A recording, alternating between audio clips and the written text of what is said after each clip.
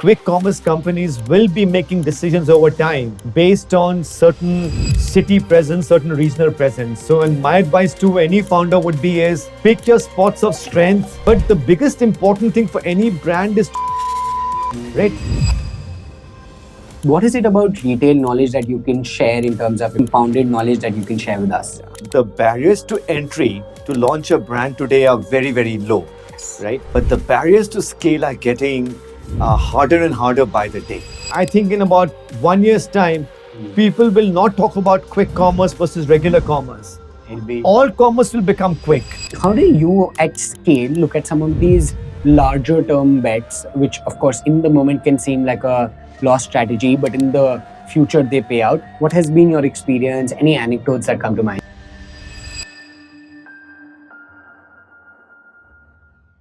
Hello. Before we get started with this episode, I quickly wanted to share that we are now a part of the Zerodha Media Network. Thank you so much for watching. Welcome to the Indian Silicon Valley podcast. I'm your host, Jivraj, and today I have with me an extremely special guest. My today's guest has actually been a consumer veteran in the Indian ecosystem. He started off as a partner at Bain & Company, which he left to join Godrej Consumer Products Limited, where he was CEO for 7 years, and then he was CEO at Boat.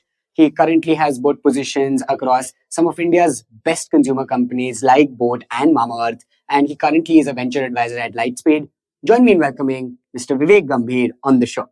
Thank you so much, Vivek, for joining me. Jivraj, it's truly a pleasure. I've been a big fan of your podcast, and big congratulations to have crossed over 100,000 subscribers in a very short amount of time. Very proud of what you're building. Thank you so much. It means the world to me. I've been chasing you for a while to do this, and you've been very kind to always respond. I know it's been a scheduling nightmare, but I'm so glad we're finally doing this, because I've always thought of you as somebody, again, outside in, feels like you have a very strong worldview on, how brands at scale work, which is a different viewpoint than the kind of people I'm usually talking to, because they are founders who build things usually in a fuzzy manner at the start and then get structure.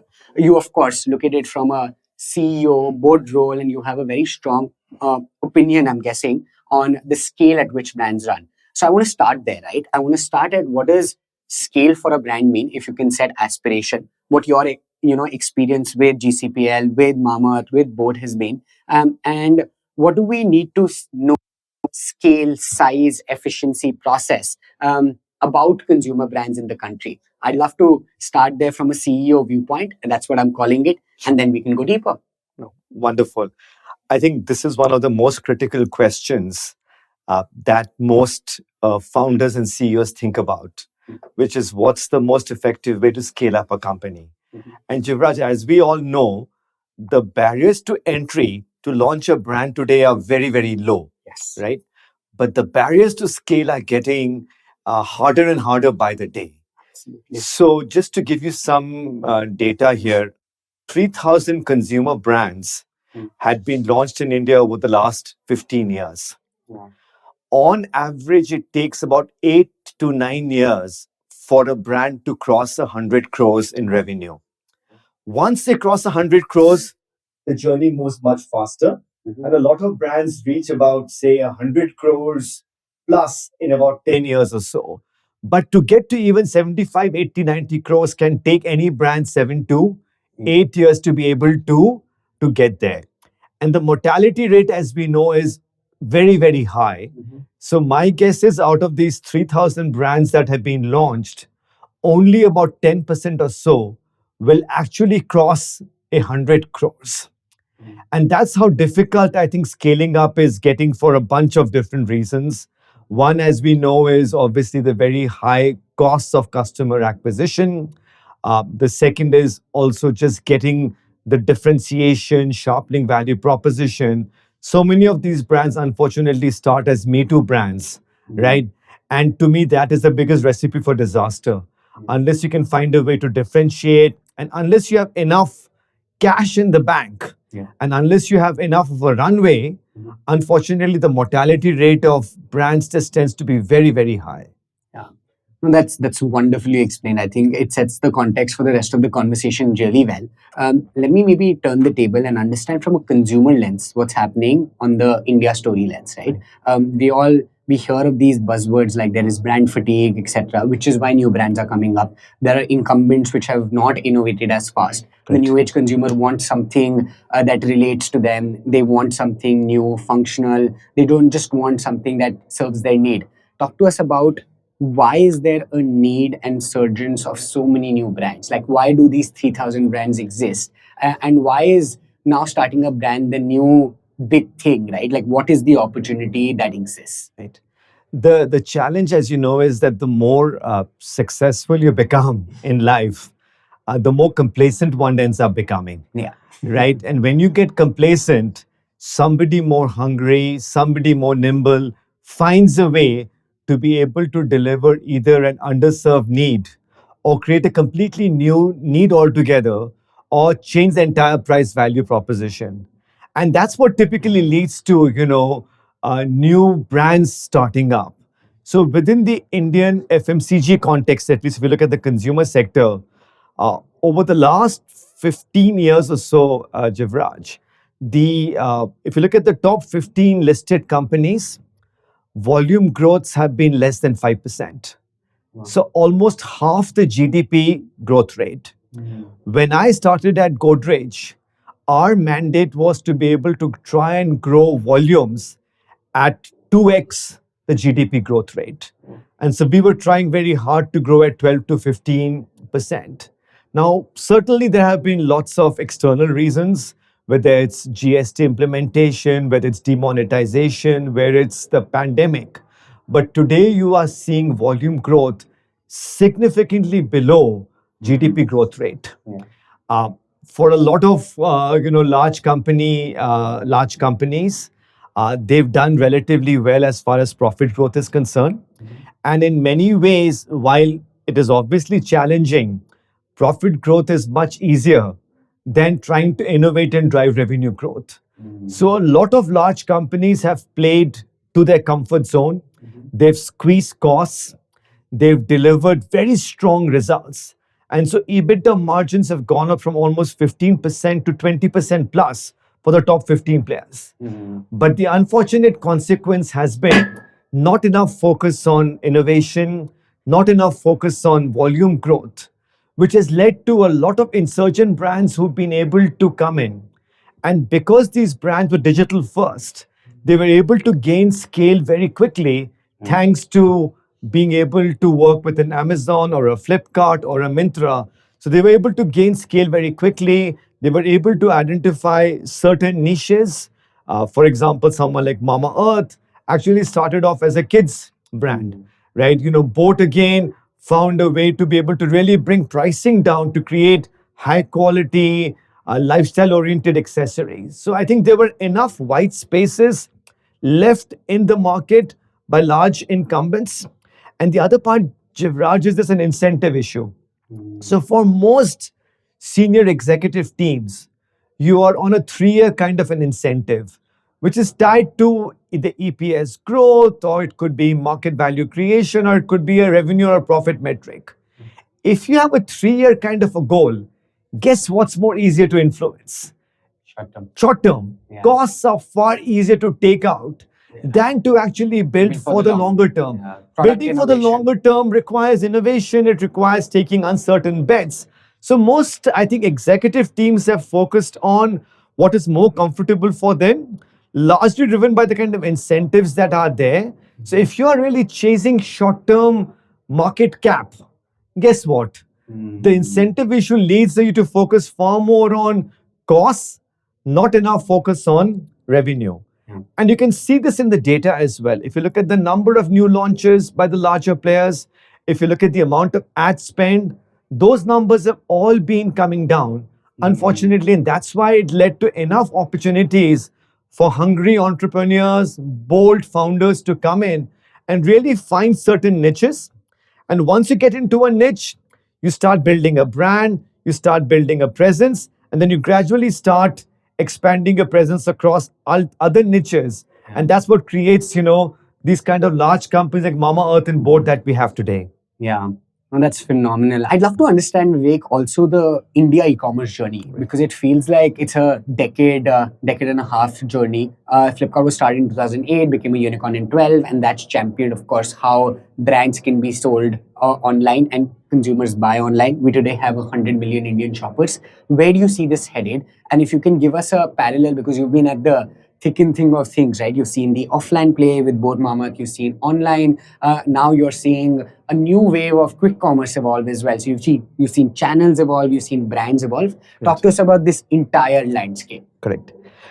See, at the end of the day, while there is a lot of progress that's been made over the last decade or so, e-commerce retail is only 6 to 8% of overall retail. Yeah. So the numbers are actually quite small. Yeah. And if you even compare this to other markets in the world, like in Indonesia, Brazil, I'm not even saying China or the US. Yeah. Indonesia and Brazil are about 30%, right? One big factor clearly is actually incomes, right? In a lot of other markets in the world, the minute GDP per capita hit about $4,000, you saw an inflection point where retail just began significantly rising. I don't think India has to wait till $4,000 per capita simply because of other infrastructural things that are happening and the kind of investments players are making, for example, in quick commerce. But the reality today is that the market still is very shallow. The total number of consuming households online is only about 30 million or so. The primary ones. The primary ones. And out of which the top 2% of the households, which is about 5 million households, comprise of almost 50% of wealth in India. This is how concentrated, India consumption is. today is. So fundamentally, as incomes grow, you will start seeing these numbers actually increase significantly. But I hopefully don't have to wait for the next 10 years for this to happen. It can probably happen a much sooner. But the opportunities then become very interesting, right? We used to always talk about this pyramid of consumption. That pyramid is becoming more of a hexagon. So you have the top 2% or maybe the top 10%, right? Within the top 2%, there's a massive opportunity in premium, right?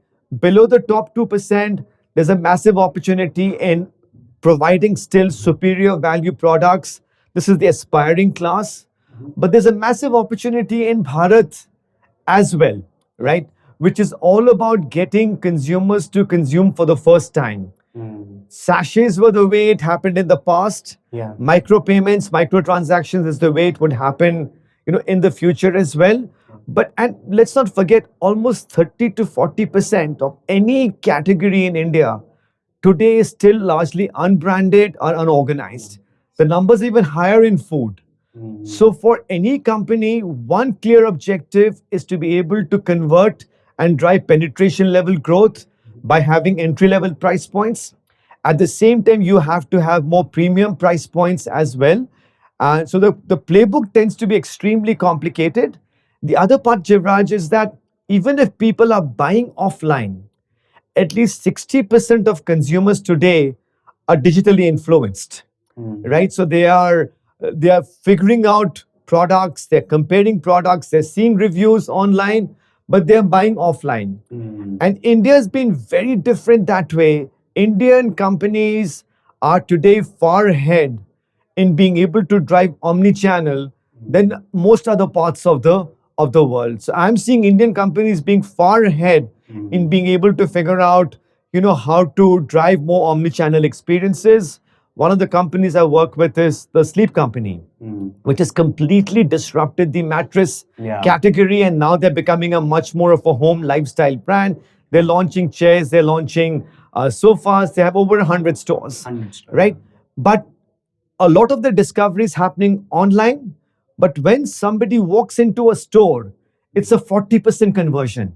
That's how they've been able to get their analytic engine right to let consumers discover online, but actually convert offline.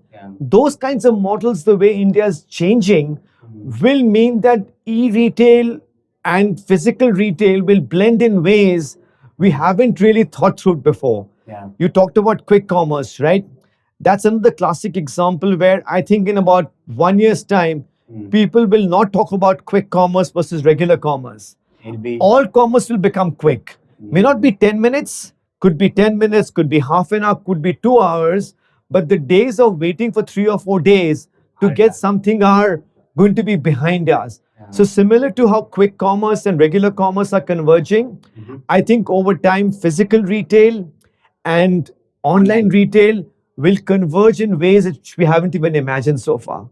I love that. I love how, again, all of these responses are just so foundationally strong that anybody building in consumer will really benefit. Thank you so much, Vivek. Let's maybe nuance the retail and quick commerce bit a bit further, right? Yeah. All brands that start online because it's less capital infusion at the very start. It's less capital heavy, but eventually want to go retail. And we are seeing companies like Sleep Company do this really well. What is it about retail knowledge that you can share in terms of, okay, how mindful should you be about the experience? How much does that contribute? Or just retail knowledge and how does that flow? I would love to understand. And also channels of, like, I'm guessing with GCPL, you saw a lot of like distributor-led retail as well, a bit of general trade, a bit of modern trade. What was that like? What is that compounded knowledge that you can share with us? The important thing for any founder to recognize is that there are so many different versions of India, depending on whichever way we look at it, right? So the geographical nuances of India, the nuances of the segments you're going after, the nuances of price points actually makes India extraordinarily complex. And therefore you need many, many playbooks. The starting step really has to be, at the end of the day, why are you in business, right? Why is the founder launching something which they believe is going to be differentiated, is going to actually be unique from what else is in the market? So the starting step really has to be about what needs are you actually trying to serve, which are underserved or not yet fully served? Once you've gotten the why right, it's important to really figure out what segments are you targeting, because there's so many different segments that you can actually go for, and let the consumer need and the consumer segmentation actually drive the pricing, and that drives your go to market strategy as well. But if you don't get the needs, the segments, the pricing, the product married to the channel, this is where most founders tend to make mistakes, right? So if you're starting online, be clear about why are you starting online, how much of your consumers actually buy that particular product online. So as a simple example, for the first 6 or 7 years, Boat was only largely an online player. 90% of Boat sales were coming from Amazon and Flipkart. Because they did not want, so Boat really only began looking at offline seriously once they reached a 1500 crores in revenue. But the first 1500 crores was largely online with a very small sliver of offline. Once they got that scale, obviously it's not very comfortable being dependent on only two players, while they had a very strong relationship with both Amazon and Flipkart. And we used to always joke and say कि ये तो दो बहुओं की problem है, right? But you had to be careful to be able to diversify, that revenue. Once they got the scale, they decided to be able to go offline as well. And then within offline as well, the offline consumers wanted different kinds of SKUs. Some of them wanted that. Pricing had to be harmonized between offline and online. So the kind of complexity offline creates is something which, even Mamaearth today is grappling with at a 2000 crore scale of revenue. And what ends up happening is that when consumers, first of all, go offline, they haven't thought through the entire pricing strategy. They haven't built the right capabilities required for offline. And generally, most players tend to go offline by working with wholesalers. So wholesalers are a very easy way to gain scale. But the problem is you don't get much visibility in terms of what's selling, who's buying what, right? And it can lead to very market hygiene issues, right? Because wholesalers will buy products on very high discounts. but you don't know what inventory is selling at what point. And ultimately, you want to move to a more direct distribution model with handheld distribution management systems. But most small companies can't afford, for that. So to me, I think it is very important or critical for companies to go offline. But my recommendation is till you get to about 100 crores in most categories. Some categories, for example, if you're selling food at very low price points, you have to go offline sooner. Sure. But within food, the challenge of returns, perishables becomes a big challenge. But for anyone starting, get to 100 crores, actually have a meaningful presence in one or two channels. But don't go too broad too quickly because complexity will just end up killing you. Yeah. No, absolutely. Again, that's very, very articulate and helpful. I was just sharing before the episode that, I recorded with Manyavar, RPSG, Cello, and they are great examples of businesses which sell offline, Correct. but only have built that over decades now, not just like instantly. Right. And in the new age economy as well, I think Mokobara, Numi, all of these companies are doing a great job at reaching a certain amount of online scale. And then, as you pointed out, so 100 crores is a great directional number.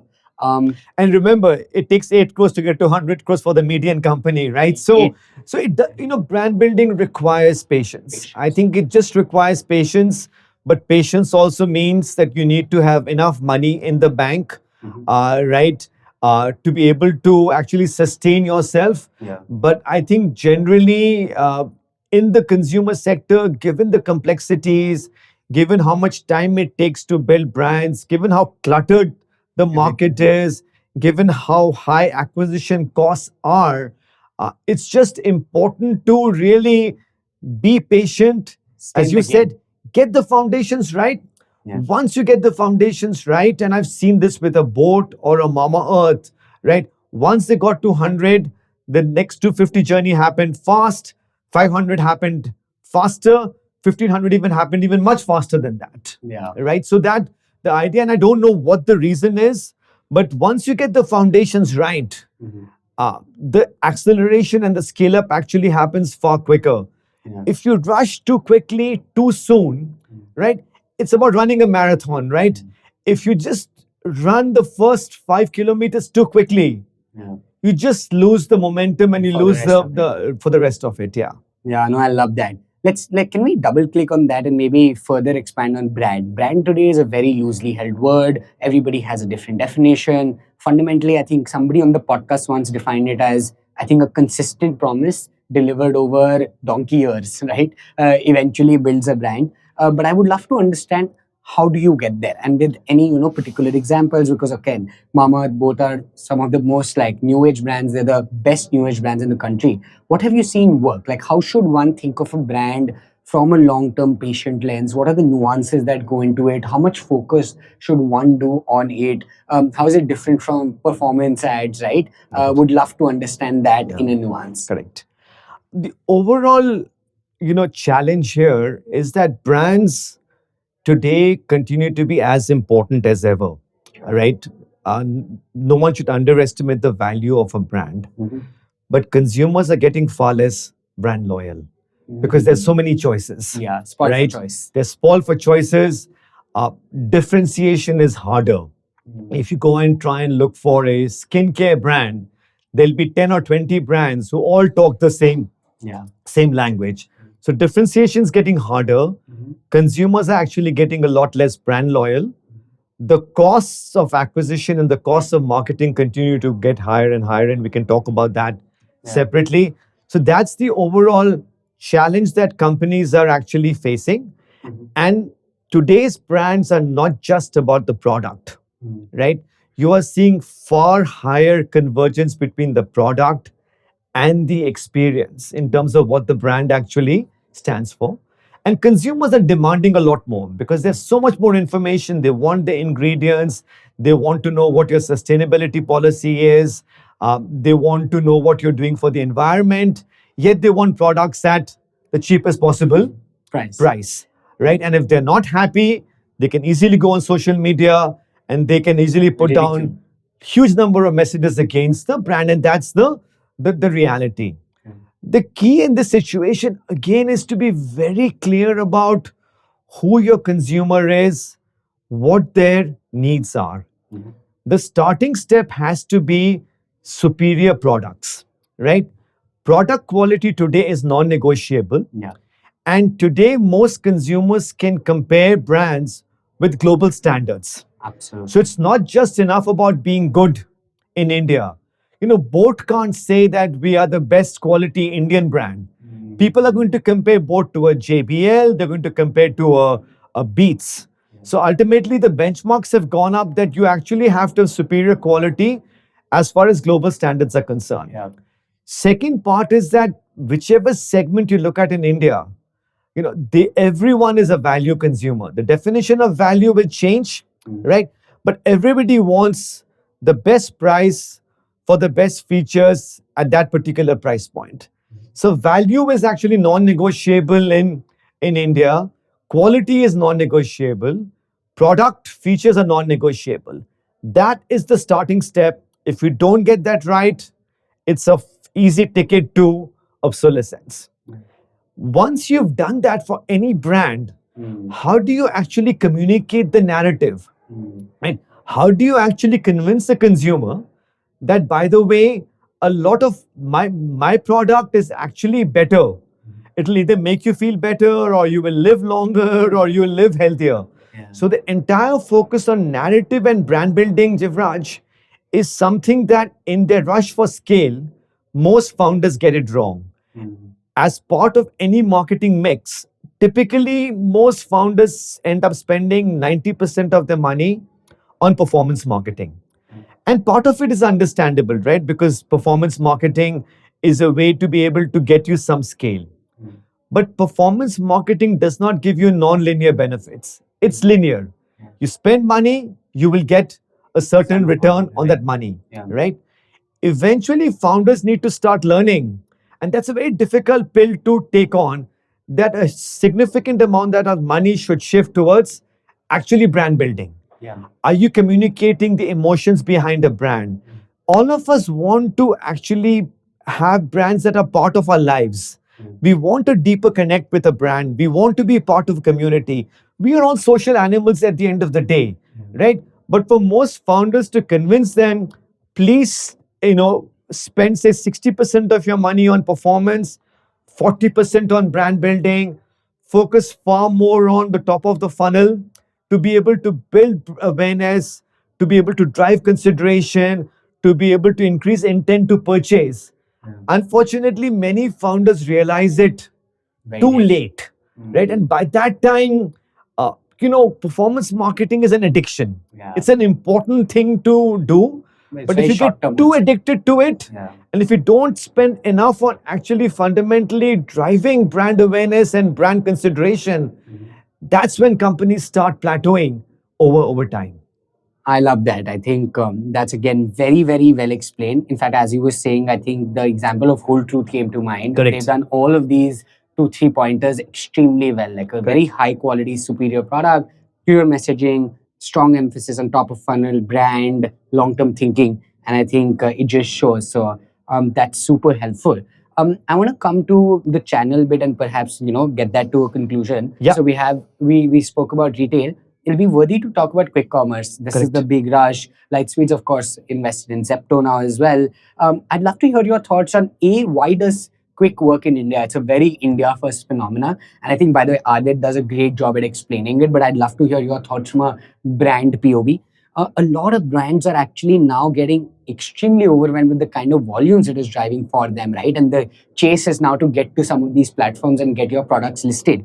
What do you think is the depth of the category, right? Like you mentioned in passing that quick is now here to stay. It's going to be a phenomena across the board. It'll not be maybe 10 minutes. But how do you think, like currently it feels like quick is $3-4 billion, but it can go to like overall e-commerce is what, $60-70 billion?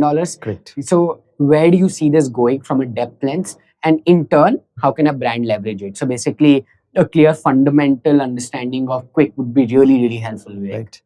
And let's step back to a few years ago, right? And this is a classic example that sometimes when you ask consumers what you want, you may not get the right answer. Right? Sometimes the best founders actually have the conviction and the boldness to shape trends. And Steve Jobs was one of the best examples in the world. Elon Musk is another great example, and Deepinder and and Adit are another great examples of people who had the conviction of actually being able to invest in making quick commerce happen. Because if you ask consumers 3 or 4 years ago, would you want things in 10 minutes? Answer would have been, kya zarurat hai? What's the need, right? And people were very skeptical. If you go back, there were so many negative articles about gophers and everybody else, at that time, right? But a few founders had the conviction that they can actually create a more economically viable model. So a huge amount of time was actually spent on making the unit economics model right. Because if you don't get that right, Then it doesn't work. scaling up becomes very hard. And today, I think at this stage, a dark store can probably break even in 6 to 9 months. So a lot of time was spent. And the reason why quick commerce works in India, it hasn't worked in most parts of the world, is largely based on density economics. Right? What does that mean? We live in very, very dense environments in cities. So when you have a dark store, it's a utilization gain. This is actually a supply chain issue, right? If you have a dark store and if you can find a few thousand households within 3 to 4 kilometers of a dark store, that's when the model starts actually ending up working. In most other parts of the world, right, people are fairly spread out, right? Evenly spread Therefore, evenly spread out, geographically spread out. So the density economics will not work for a dark store to be actually viable. On top of that, if you add the benefits of, say, an EV, right, or even cycle delivery, all of a sudden you can actually have the ability to be able to do multiple runs in an hour or so. The third is the cost. The cost of delivery in India today is far, far lower. An average delivery person probably makes about 20,000 rupees, in a month. And that makes the economics fairly successful. And because of supply chain, because I have personally spent a fair amount of time, with in stores such as Zepto, an average order gets packed in 90 seconds. Wow. That's how tech-enabled the model is. An order comes in, the packer gets the list of the order on their handheld. The entire journey map is on the handheld. Wow. So, and the journey map can keep on changing every week or two depending on what's selling in the dark store. Yeah. Over time, you can customize the assortment again. In Delhi, for example, in Malviya Nagar, the consumer assortment could be quite different than, say, a Gurgaon. Yeah. Right? That ability to create local assortments, drive local agility, but the fundamental principle has to be density economics. That's one. Second of all, I think where India has been quite different again is that a lot of the quick commerce players have realized that just focused on delivering products may not be the only route to economics. So monetization for ads is becoming far quicker in India than other parts of the world. Yeah. So for a lot of these players over time, 10 to 15% of the revenues will actually be based on ads. And I think Adit actually mentioned that recently, In a native 80 post. crores or something a month. So, and guess what? Think about the profit margins Yeah. of that business, right? That's So, a complete bottom line mover. complete, right? So the abilities to diversify your sources of revenues actually makes the model far more economically Wow. viable, right? What this has led to is a fundamental change in consumer behavior, Yeah. right? When I was part of Godrej, a lot of our consumers would have a monthly shopping list. They would have a weekly shopping list. And the original assumption for quick commerce was, particularly if you think about the Dunzo days, right?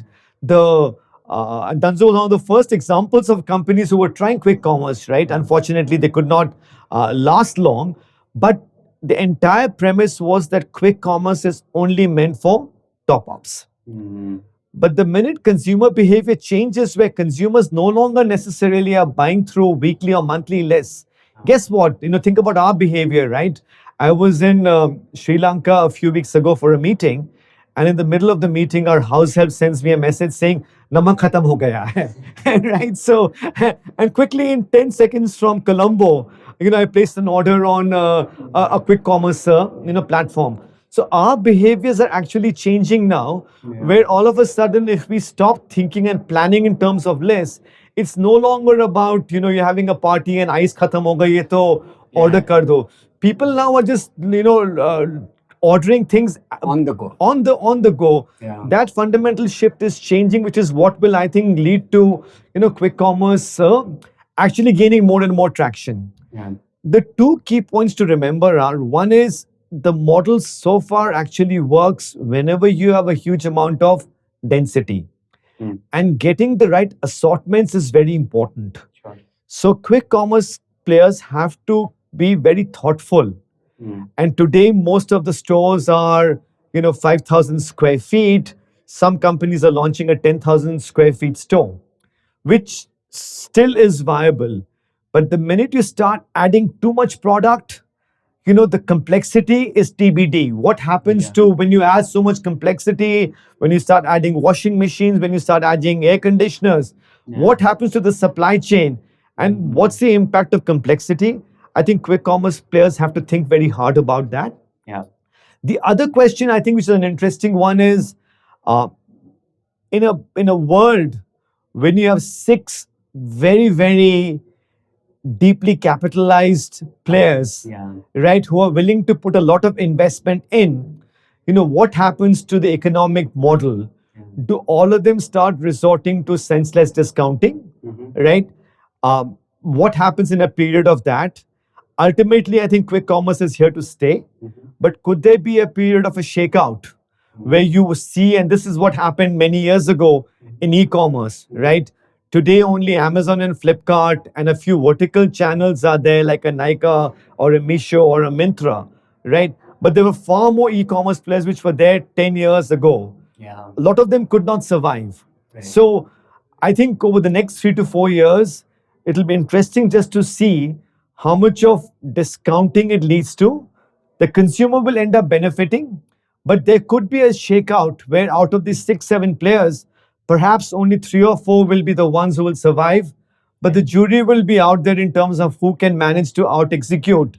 I don't think capital will be a constraint. Yeah. To Everybody me, has capital now. to me, the power of focus, the power of execution, who manages to actually out execute the others, will be the ones who will end up lasting.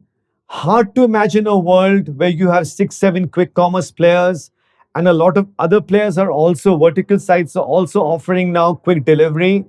I think it's an interesting phase. The consumer will benefit, but I do expect a certain amount of a shakeout to happen. Whether it happens in 2 or 3 years or a little bit longer, only time will tell. Well, that's amazing. Again, I think very, very insightful. From the brand POV, do only certain kind of categories do well on Quick? And how can brands look at leveraging this channel? Is there a way to maybe launch a category of products that attracts Quick better than the others? What is your POV there? Because these platforms are currently very controlled, right? Like there's a lot of gatekeeping, and rightly so, because everybody in the country is figuring out how these models work. But let's say I'm a personal care company. I want to get listed on, let's say a Zepto. What can I do in terms of just thinking about my channel split? Because earlier I would think 90% will be D2C. I'll Correct. try here and there on, I'll try marketplaces, I'll try direct from my website. Now I'm also thinking 40-50% will come from Quick, right? Correct. So Yeah. how do I think about that now? My advice to founders would be is establish a strong regional presence or a strong local presence. You have to stand out and be a top 5 player, right? Could be a small city, could be a large city, could be a region. But at this stage, again, the quick commerce model works with, say, 25,000 SKUs, right? Across many categories. And if you're not a top 5 brand in a particular category or a subcategory, They will not. very difficult to be able to gain distribution with a quick commerce company unless you're willing to pay through the Ad money. Knows, right? On ad volumes, you do something to be able to convince them to keep you. Yeah. But unless you actually have a certain amount of brand equity or a certain amount of brand pull, it's going to be very difficult for any new company to gain a meaningful presence in quick commerce. But it's not a monolithic India model, right? Quick commerce companies will be making decisions over time based on certain city presence, certain regional presence. So, and my advice to any founder would be is pick your spots of strength, actually be known for something in a particular geography. And typically, quick commerce companies will try and find that right balance between national brands and regional brands, because ultimately, they also want to show that they're different than an Amazon or a Flipkart. So they'll want to create some excitement. They'll want to potentially create some brands which are local. The other approach could be is choose your battles. If you want to give an exclusive to a quick commerce company, think hard about it. Because ultimately, you have to figure out how do you make yourself more attractive to the quick commerce partner. And if you're trying to gain some presence and if you feel very strongly about your product, go to the quick commerce company and say, for the next 1 year, I'll only be available in your channel. That's a difficult call for founders to make, but ultimately you have to find a way to be relevant to the quick commerce partner as well. But generally, across most categories, I don't see quick commerce companies keeping more than 5 brands or so. And that's largely the case I've seen in the modern trade world as well. And in the modern trade world, you could find a way to give higher amounts of schemes to come in. But generally, Humans are involved. and generally, but if you're not and within the top 5 brands, one was one of their own brands, a private label brand. The quick commerce companies will start doing that as well. So you will start seeing a lot of quick commerce companies pushing their own private label brands a lot more. That's another big, I think, area that they are investing therein. Because their margins expand. Their margins expand, right? That's more profitable for them.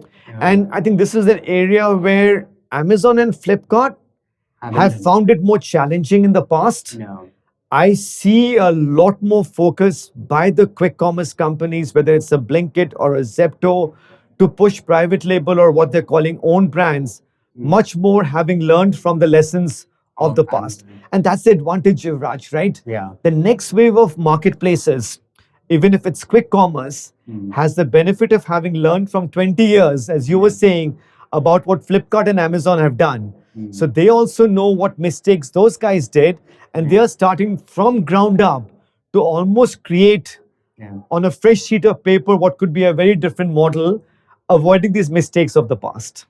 No, that's wonderful. I think especially the density and the regional point. I was actually at dinner with friends yesterday and they run a cosmetics company and they were mentioning that they are Bombay first. So they started with Zepto for just like 3-4 dark stores in regions where they were able to prove that we're already getting e-commerce orders. Why don't we do this? So they were able to show data that it works. Zepto was willing to take a bet in terms of temporarily having them, and it's working for them. So and right, you'd pick one store, correct, and this is the way it happens with DMart also, right? In the modern trade world, if you go to a DMart, DMart will never give you the entire 300-400 stores. What you have to convince DMart is, please give me 10 stores. And then you have to out-hustle, out-execute to make sure that those 10 stores are successful. But generally, you'll see if you can build the right relationship, the willingness to experiment and pilot is there. So it's always important to find a foot in the door, start small, but whatever you do, make it a success. So if you're going into a Zepto or a Blinkit for say 2 or 3 stores, that should be 100% of the founding team's focus for at least 2 or 3 months till they start showing it's what I call channel market fit. We talk about product market fit. This is about channel market fit, I think. 100%. No, I'm constantly hearing brands say 30%, 40%, 50% of my revenues, which was a category and channel for them, which was non-existent 2 years back, is now contributing 50% of their revenues top line. And that's just phenomenal. And Zepto, of course, I mean, the way Adit talks about, building the $100 billion internet company Right. is just phenomenal. I mean, the only last stab at quick commerce is, are there any significant learnings with the Zepto experience, with Lightspeed, that stands out? Anything that you think, has specifically contributed to a 3-year-old company becoming a $5 billion volume valued company? And this is just the start, right? Especially in terms of how they're moving. What do you think? I mean, young founders can learn from something like that, from category creation, from the way they're executing. What Right. is it so special about them? One is being clear about who you are and what your strengths are. And if you talk to uh, companies like Zepto, they are fairly clear in saying we're a supply chain company. Mm. We're a supply chain technology enablement company. Mhm. So a lot of investment actually got made upfront Mm. in terms of just getting the supply chain, getting a sourcing engine right, getting your assortment right, getting demand, getting forecasting right. If you don't establish the tech enablement engine in this, very difficult to scale up. So I think the founders had the foresight in the beginning itself to be able to actually get the supply chain piece Right. done very right, with a huge amount of data and analytics about what's selling, what's not selling, how do you change things, how do you experiment a lot more. That's one. Second is because the founders are very young. I think they were very good at actually bringing in some very top-notch senior talent, Yeah. because ultimately they realized and they had the humility. While they are very self-assured and confident as founders, Yeah. they also realized, like, look, for the kind of dream and aspiration they had, you had to bring in Seasoned very operators. seasoned talent. And for many founders, it's a huge challenge because Yeah. to try and hire people who are more experts at certain things you don't know is never an easy thing for many of us. But I think they were very good at being able to spot and bring the right kind of talent. The third is, obviously, I think they saw how big India can become, and so much of this relies on the boldness and conviction of founders. And finally, I think, Jivraj, we underestimate this. There's a certain amount of timing which also works in one's favor. Yeah. And probably the best thing that could have happened to a company like Zepto was Blinkit. Yeah. Right. So in some ways, I think Blinkit's success Yeah. gives so much more confidence. Mhm. And typically in any, I think, new category or new industry, it's not just shaped by one company. The minute you have 2 or 3 companies actually coming together, right, to be able to drive demand, create demand, makes the category far more legitimate. Yeah. And I think that's what's happening here, is that it's not just about Zepto, it's about Blinkit, it's about Instamart. But the minute you have multiple players all investing, Yeah. the ecosystem starts maturing far more quicker than if only one player was trying to do it on its own. Yeah, I love those pointers. And especially because, I mean, as you also pointed out, 21, 22, everybody said this is not required until everybody said this is the next big thing. So, Correct. no, it's phenomenal. This is becoming a masterclass on how a brand should be built at scale. And therein, I want to now understand perhaps how media has evolved and how channels, we've discussed channels of distribution, but how have channels of reaching out to the customer that's changed drastically, since you've also maybe looked at brands, right? So from TV, newspapers, we're now in a world of digital. Digital is very democratized as well. You do your content, you do content on YouTube, Instagram, you do it by influencers. Do you have a point of view on what some of these splits mean for new age brands? What should the strategy be? How have you also personally kept up with the different evolutions of media and how that impacts brands? I would love to understand from you, because some brands have also in the funding boom tried a IPL ad, right? Right. While some brands continue doing these Hotstar ads as well. You do movie integrations now, you do Netflix integrations now. So much is happening. It is possible that a founder today is just very overwhelmed in how to reach out to the customer. What is your advice on that front? Yeah. The challenge is that the cost of media has been skyrocketing, Yeah. right? For a bunch of reasons, right? Reason one is, as we discussed, there are 30 million or so consuming households. Yeah. Hundreds of brands are trying to chase The same one. the same set of Eyeballs. households and eyeballs. And so, therefore, automatically that will lead to costs going up. Mm. Second of all, there has been a bit of a dual monopoly, so to speak, with two players, Google and Meta, who basically are ending up controlling so much of the media spend. And unfortunately, they are capturing a disproportionate part of the revenue or the profit pool, which is leading to the costs actually ending up going. The third is, as companies are trying to figure out who to target, they are trying to get a little bit more precise in terms of who to target. Precision targeting is a lot more expensive than more broad-based targeting.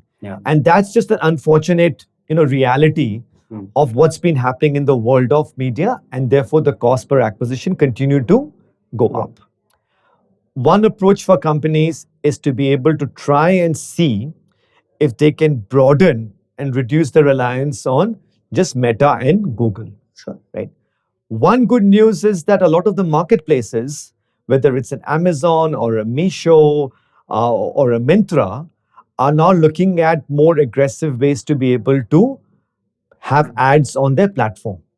And they are getting fairly good at top of the funnel uh, advertising and they have largely high frequency of usage as well.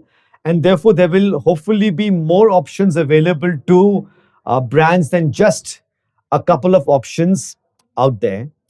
And then second of all, we are an investor in ShareChat. And so my appeal to a lot of marketeers is, please give platforms like ShareChat a chance. They have a very strong presence in vernacular media. Please give them a chance. Their algorithms are getting better by the day. But please, a lot of marketers today, it used to be like you never got fired for using IBM in the past, right? Today, everyone wants to only focus on a YouTube or an Insta or a Facebook, right? Our appeal to marketers is, please, these channels actually are fairly good to be able to do that. So one is just broaden the channel. The second is, I think digital ads is only one piece of the equation, right? We are now starting to see other revenue models come up from a company point of view, whether it's subscriptions. We are seeing brands like, Stage, Seco, who are making a dent in subscriptions. You are seeing micropayments that are happening with a bunch of other brands. I think micropayments, UPI, autopay will be significant. It's the entire sachet economy which will lead to new revenue models. I would be very careful for any company that wants to do TV, right? TV is a wonderful way to be able to reach large audiences. And hopefully, if you can segregate your audience, if you, for example, are working only on Andhra or Telangana, you can isolate the media there. So you can actually have a regional strategy. But my strong recommendation to any founder would be is that unless you're willing to spend at least 20-25 crores on a TV budget, it doesn't make sense. Because you have to look at optimizing both reach and frequency.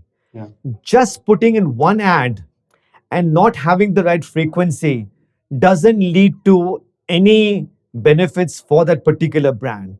So a lot of people will go in and say, I'm doing IPL, right? The entire budget goes there. Guess what?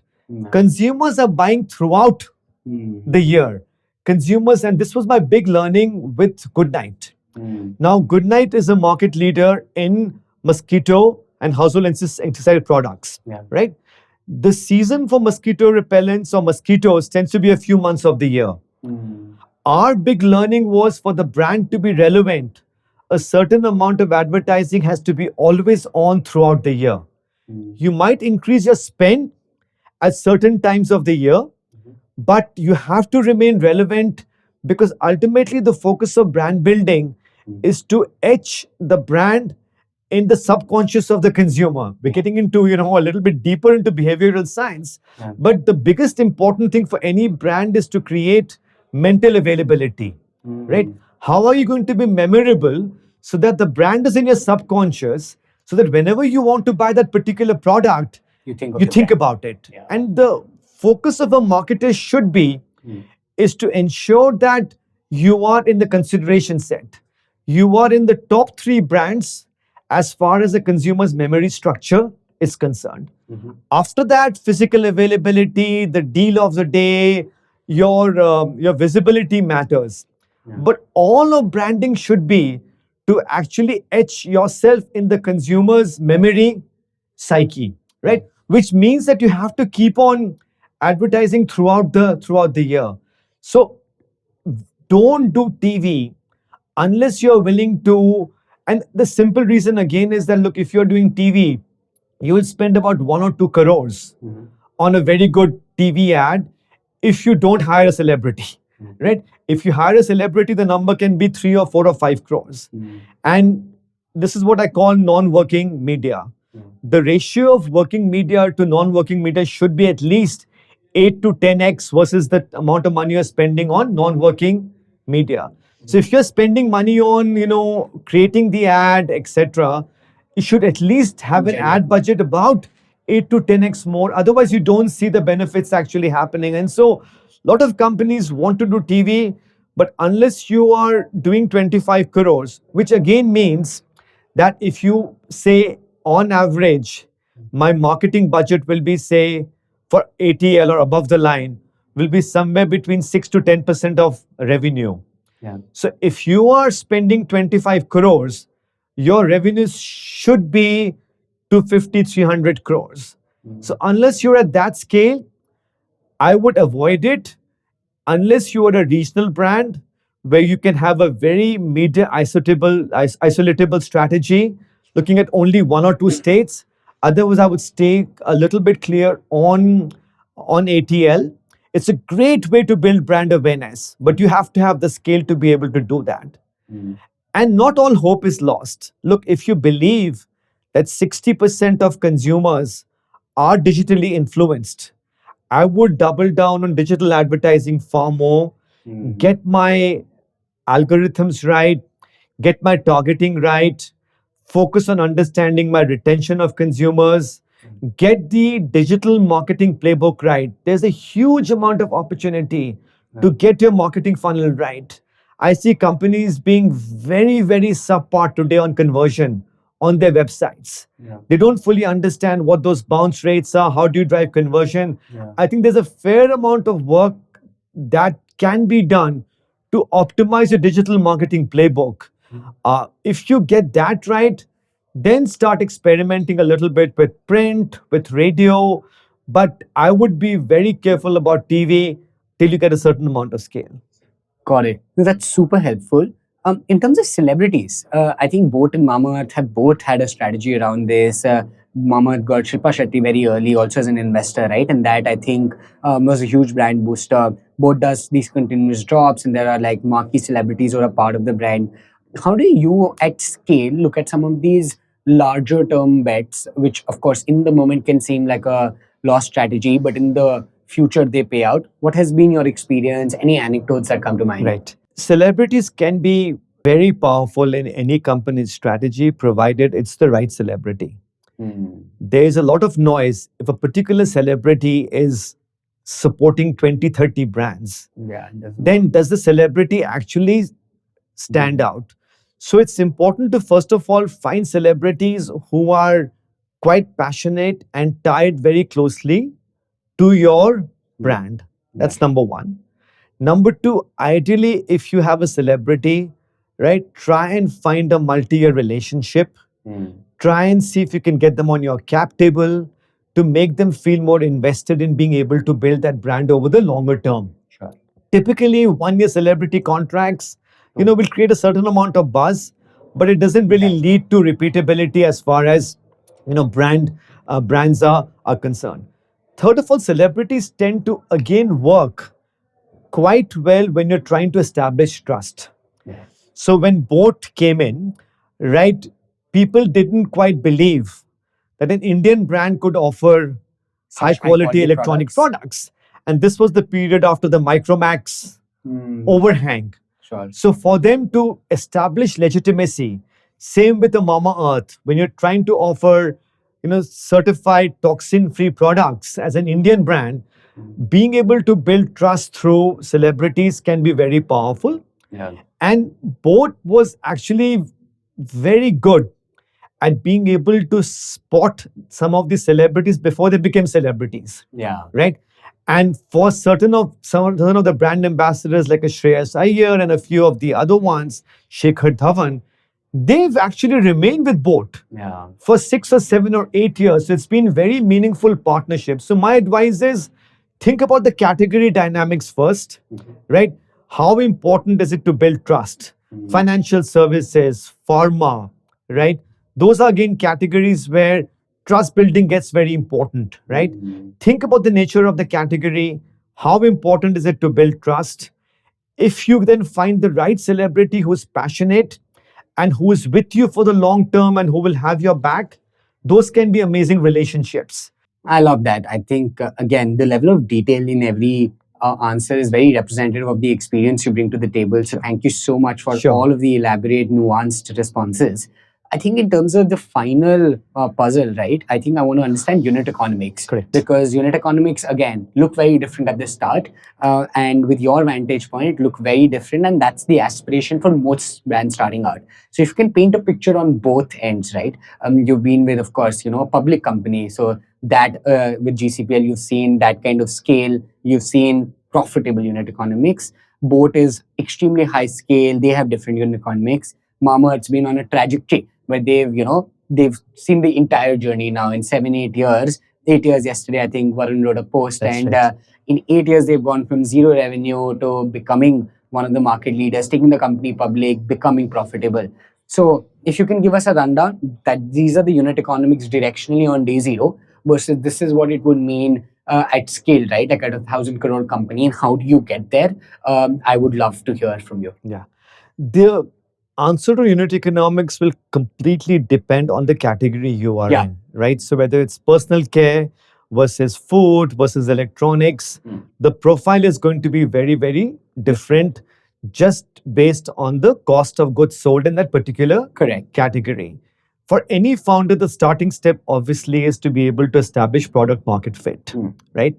But product market fit also has to be done to getting contribution margin or CM1 positive, which is if you just take out your cost of goods sold, and some companies include logistics cost before or some look at after. But to me, the first important step is that you have to have a path towards being contribution margin or CM1 positive, Sure. right? And that is at the heart of unit economics.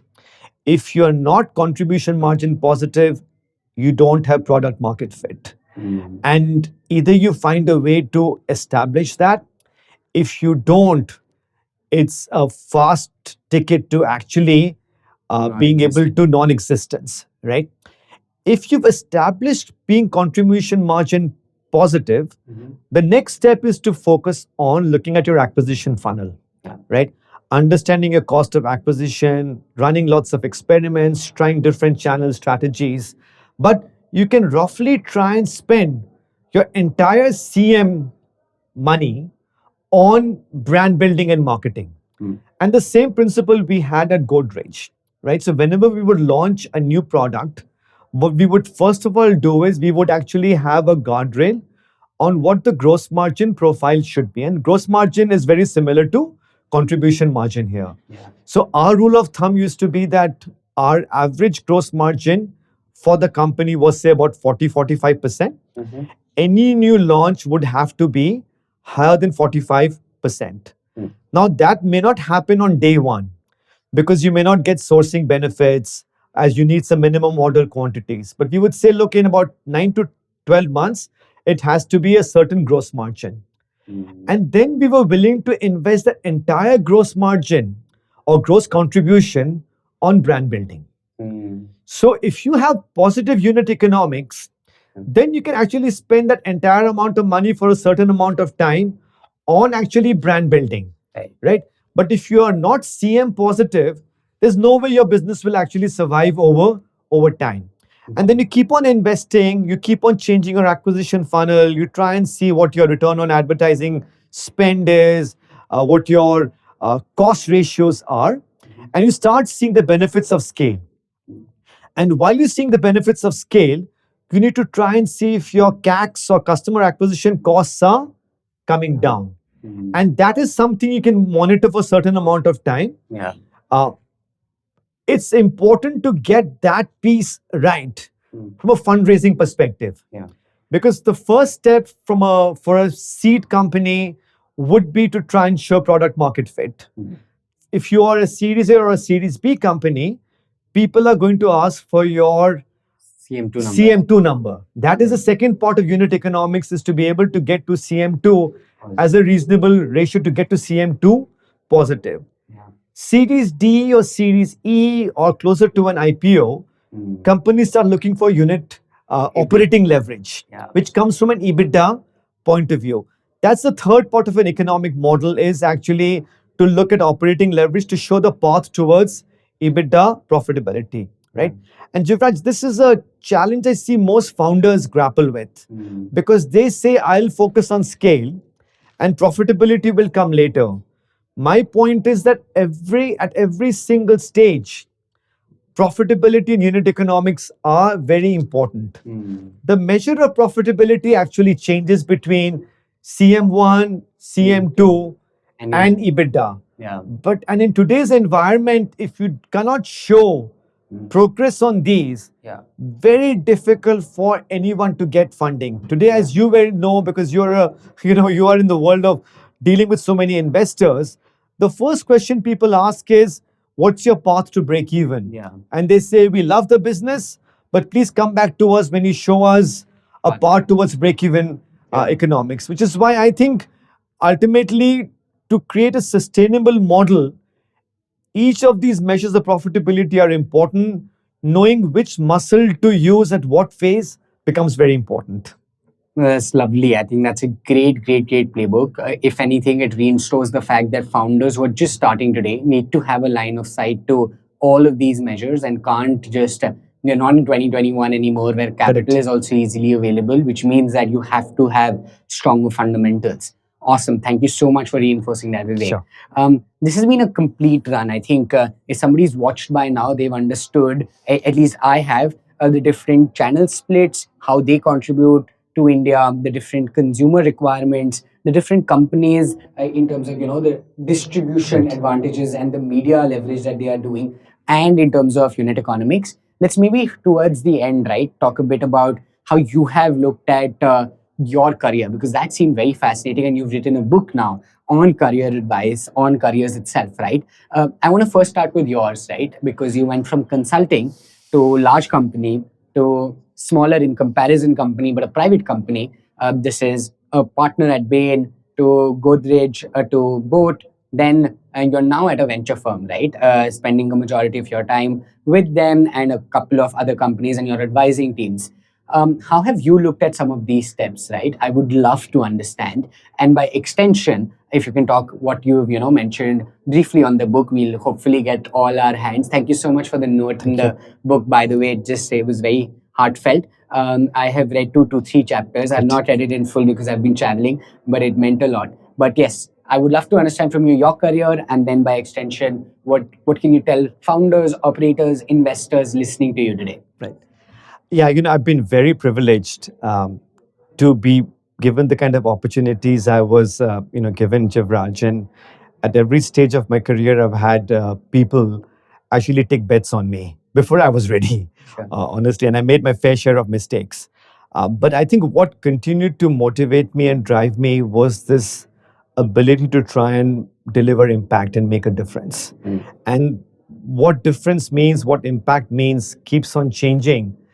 You are very young today, so today you will have a certain idea of what the next 5 years looks like, and then those next 5 years actually leads to further answers over time. But to me, I think this desire to make a difference was always at the forefront of what I was doing. I was never someone who actually ended up chasing titles, or compensation. Some of it came over time, and I was very blessed with that.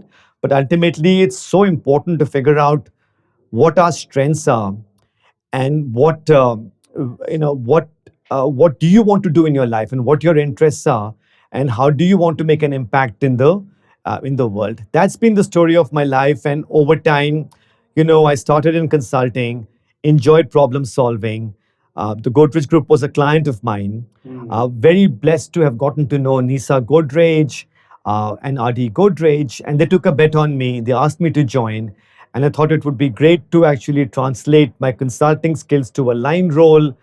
Started in a group strategy role, then took on the responsibility of Godrej Consumer Products, and then once COVID hit, I'd largely worked in large companies. So I thought it will be fun to actually start working with young, bright founders. Got to meet people like Varun, Aman, and Samir. Ended up joining Boat. Really enjoyed the journey. And then I realized over time I wanted to amplify my impact by working with multiple founders. And that's how the Lightspeed opportunity came in. And now I'm working with some amazing, investment team members like Rahul Taneja, Bejal Somaya, Dev Khare, etc. Uh, what I've learned through all of this is that you really cannot have a career plan, which sounds controversial, but you can prepare yourself because no one knows which direction a life will be able to go in. There's so much volatility, there's so much uncertainty. What you can do is build different kinds of skill sets, learn different things, and talk to as many people as possible. And as you do that, the right opportunities emerge. And so, a lot of our book, which is called Head Start, Yes. Unlock the Secrets to Career Success, and thank you for starting to read it. And I hope many other people will read it, is all about, you know, showing people what the guidebook or the playbook could look like to prepare themselves for whatever career that they want to choose. And most careers will go through two or three or four different phases because whether we like it or not, the average span of a career for most of us will last 40, if not more years, right? We all worry about the tomorrow, but ultimately, if you think about average career spans, it's going to be 40, 50 years. And so, while you want to set yourself well to actually succeed in the near term, thriving requires being able to play the long game, right? We don't know the impact of AI, and we don't know how much. We all know AI will be transformational. We know it will impact multiple industries. But how do you make yourselves relevant 5 years down the road? Today, we are talking about generative AI. In 5 years, it'll be something else. So, how do people actually learn? How do they develop the skill sets to be relevant for 40 years where we know the kind of uncertainty and volatility that we will see will be far more than our parents and our previous generations actually had to deal with. And that's the essence of the book, which is all about providing a compass or a guide for people to be able to figure out, how they will thrive in the long term. We've made a fair share of mistakes, right? We want people to not make the same mistakes. You will make your own mistakes. I'll make new mistakes. But there is some benefit of learned experience. And what we've tried to do in the book is not just keep it very academic. It is very practical, lots of tools, lots of tips, and also the wisdom and stories of many entrepreneurs and founders. Varun from Mamaearth has a story. Vanita from Sugar has a story. Ahana from Open Secret has a story. We have executives from large companies there. So it's a book with lots of stories, practical tips. But the idea again is for us to find a way to be able to help the next generation figure out what their definition of success is and whatever path they choose, how to make sure that they're successful in being able to achieve whatever their aspirations might be. That is lovely. I think that's so heartwarming to hear. I mean, just foundationally getting things right as opposed to the steps being carved out is so profound. And thank you so much for the service of putting out, years and decades of wisdom in a easily readable format so that young folks like us, irrespective of age, rather, can benefit from it. So thank you so much. I just want to quickly double click on the fact that some of these roles seem very different. Prima facie, right? Consulting, one may argue, is a very different skill than being a CEO of a large scale business, than being a CEO of a growth oriented scaling business like Boat, then being a board member to Mamaearth, which has gone through the IPO journey, both you continue to serve as the chair of the board, and now investing is a very multidimensional skill again, right?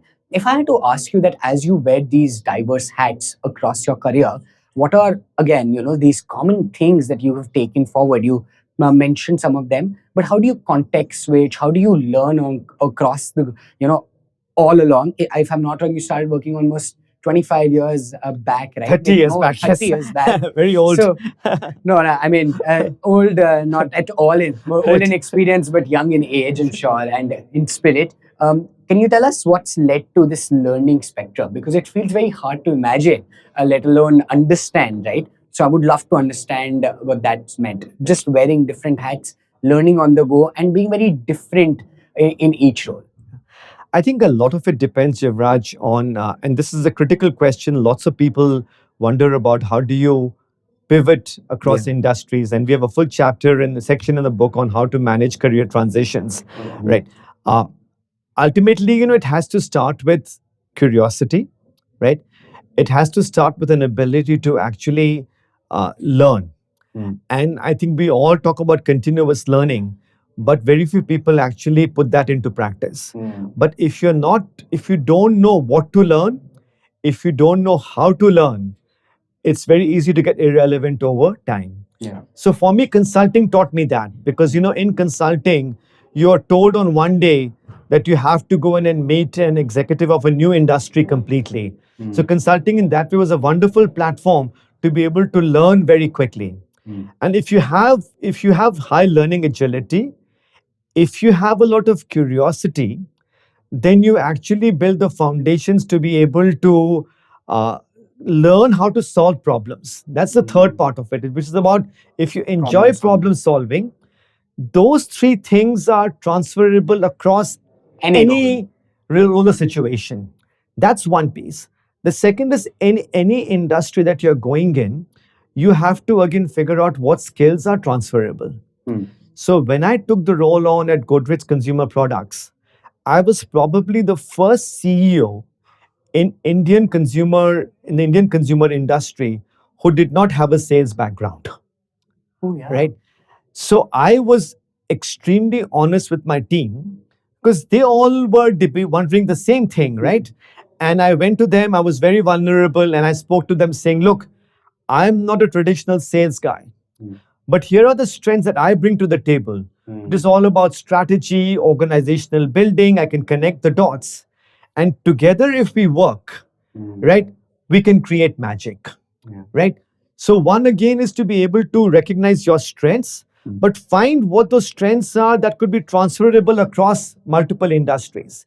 If you don't have a certain amount of strengths that are valued in that particular context, difficult to be able to pivot.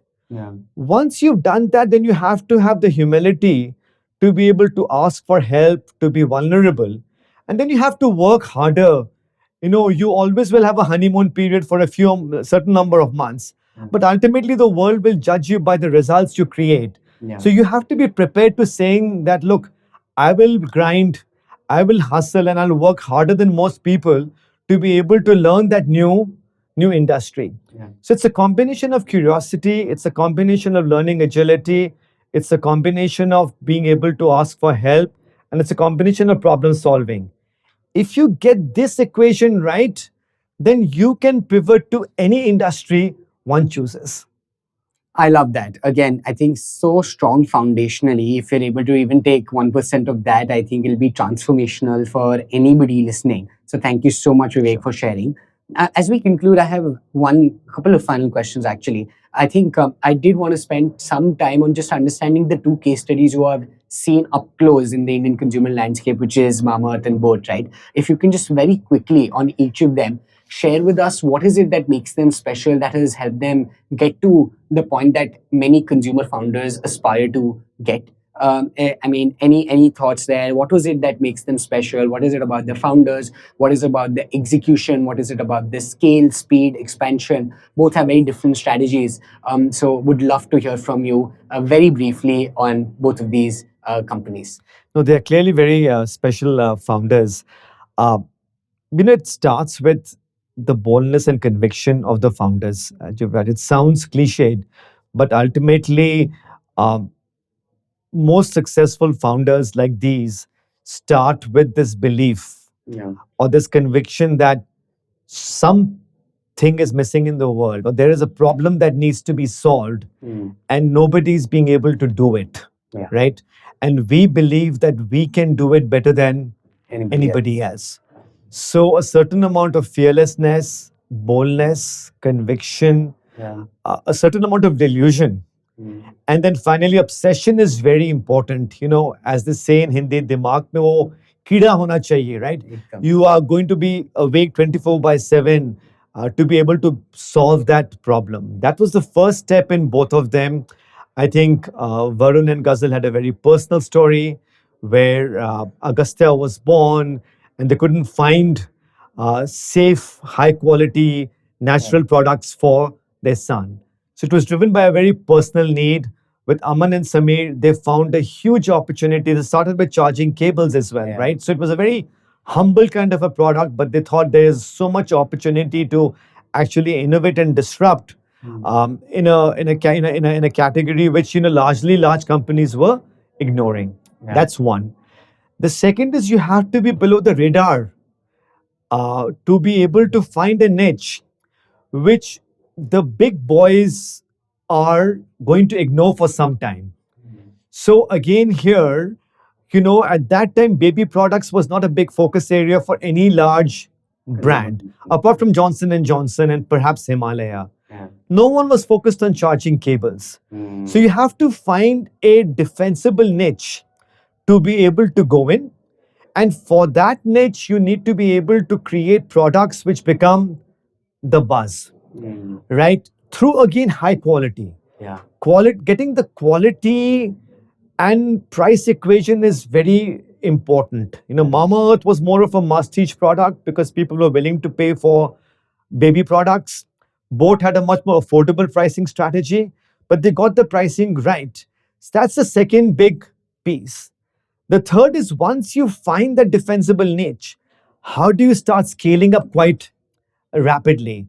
I think this is where I think the conviction of the founders having enough money or getting unit economics was very, very important. Yeah. Boat, I think, talked to 110 investors. Didn't get money till Kaval from Fireside invested in them. Yeah. But because of that, they were forced to be frugal from day one. Yeah. Because they never really had the choice. So frugality was inherent in the DNA of the company. You asking the question about unit economics, they got the unit economic model right. That is lovely. I think that is so well summarized. This has been such a pleasure, Vivek. I think I have personally learned so much. For the final question, I usually ask a question around learnings from the decades that you have been in the industry, but we've already answered that. So maybe we flip this. Since so much of this conversation has been about benefiting founders on how they should build, maybe we focus on the what. And considering that you are now an investor, if you had to take a stab at how the Indian consumer landscape looks like 5 years from today, where are the opportunities in today's market, which categories will get disrupted more than the others, and where will the next both Mamaearths come from, what would you have to say? And I think that would be a very fitting end to the conversation. Right. At the end of the day, people want to look good, feel good, eat good, and live good. Yes. Right. So that idea of goodness is going to be a big opportunity.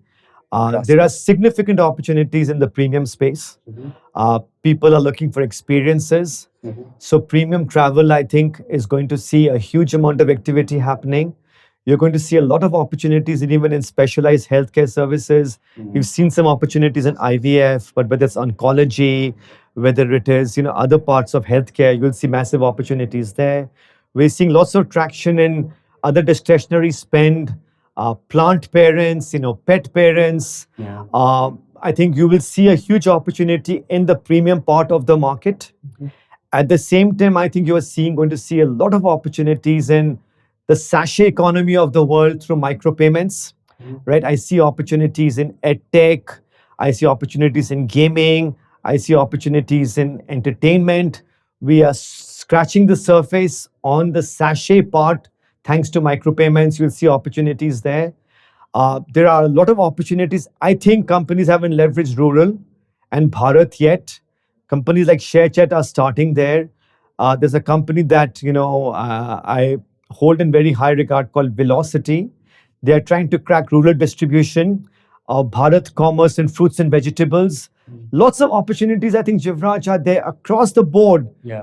Wherever you see, I think we are just scratching the surface as far as opportunities for consumer brands are concerned. I think they have to get the playbook right. I don't think it will be a lack of opportunity. Whichever place you look at it, the opportunity is there, but getting far more sharper on where to play and how to win, that's what brands need to get right. I don't think it's about the opportunity. The opportunity is there in whichever segment or category we look at. It is India's decade indeed. And the more important question is how to win. Yes. I love that.